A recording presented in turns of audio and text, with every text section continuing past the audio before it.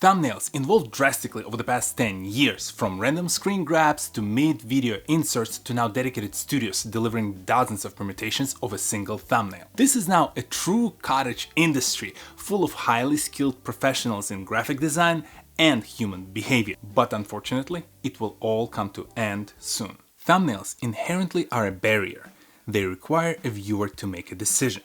Non-factor when it's on its own, but overwhelming when looking at the wall of colorful thumbnails, each screaming at you louder than the previous one. From digital marketing, we know that each decision and each additional click that we require a viewer to take lowers the chances of conversion. So this is a friction point that gets in the way of the viewer who wants to watch a video, a creator who wants the viewer to see the content that they worked so hard on, and the platform that wants both the viewer and the creators to remain happy with the connection they create. And this all sets the stage for the prediction that I'm making, that the whole thumbnail design role and the idea that you will hire someone to go and design thumbnails for you will soon go away, thanks to two recent developments in technology: AI-generated content and ability to A/B test your thumbnails on YouTube. When it comes to AI, I'm not decrying an outdated by now point how artists will be replaced by Midjourney or ChatGPT.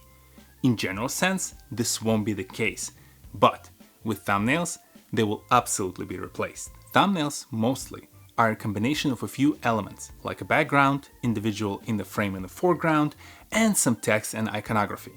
They need to be simple enough for the viewer to understand what is happening at a single glance. All of these elements can be easily manipulated by AI. Hypothetically, AI can create infinite variations of a single thumbnail using these elements. Now, combine this ability with an A/B test feature that YouTube offered. YouTube could introduce an AI tool into that A/B testing system and enable a tool to continuously adjust generated elements until they find a version of the thumbnail that converts the best. The tool like this would remove a need to worry about what goes into the thumbnail and the corresponding title. Just let YouTube auto-generate and manage your packaging. It will track the conversion and experiment with it while you worry about what actually matters, the content itself. Wait, Tahir, but I want to make it look like my branding, or I want to make sure that the title corresponds to what I want to say. You will say this until you see that that tool can generate double the views, and at that point you won't care how it looks as long as it is brand safe and not overly explicit or clickbait. And if I'm correct, and YouTube will be the one to develop it, YouTube will ensure that the titles, the thumbnails, they're brand safe and they do not offer clickbait opportunity, but rather help you increase the conversion rate. And at that point, if you see the performance and it's brand safe, why wouldn't you save money and get double the views by leveraging a tool like this? And I'm sure that the option to use your own thumbnail will not go away, but like calligraphy, it will be an artistic form of expression that is more and more niche as the digital technologies become unquestionably more efficient and scalable. Look at the facts. Thumbnails and titles are not the reason why we become creators or the reason the viewer looks forward to our content.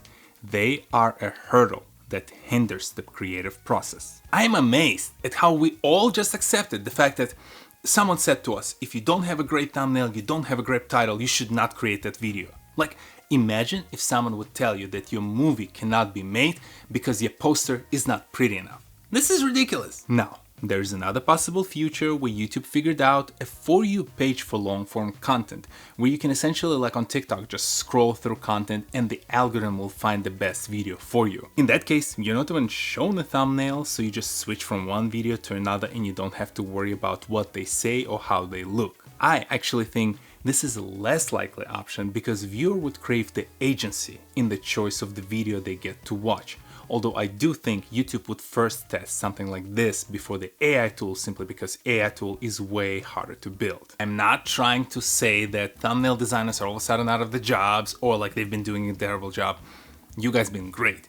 The simple truth is, everything points in the direction of the further automation. But for the thumbnail designers, first, they've proven the fact that they're very talented graphic designers and they can achieve a lot in that space, so there will be some room for them to contribute to the creator economy. And then the second, they learned human behavior, and human behavior and how they react to a certain type of content still sticks around, whether you're producing photo, video, audio content, so they can go and transition into more of a strategic roles. We'll give it another year. Let's see how right or wrong I am. I'll see you next Saturday. Peace.